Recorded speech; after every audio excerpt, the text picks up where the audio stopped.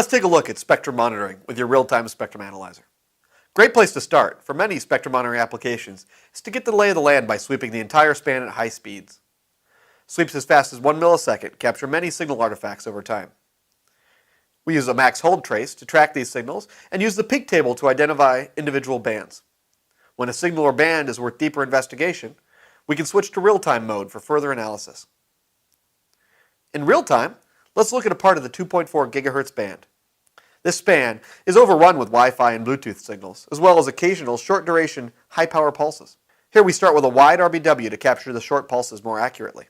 We can switch to density spectrogram, and you can see the pattern of these pulses in time on the spectrogram, even though they're obscured by the Wi-Fi signals when on the right side of the analyzer.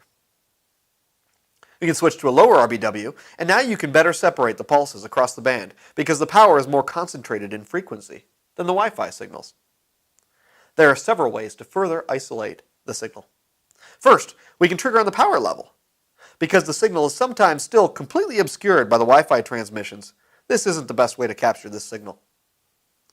With a frequency mask trigger, on the center, we can capture just the pulses of interest and separate them.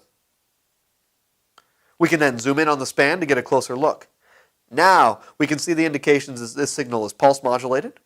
We can use a wider span and higher RBW to more accurately capture the power with a lower 100% probability of intercept.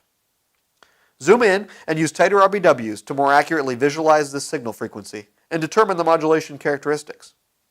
With the signal isolated, we can switch to BVT spectrum to look at the signal timing. Here, we can see the pulse in the spectrum at the bottom of the display.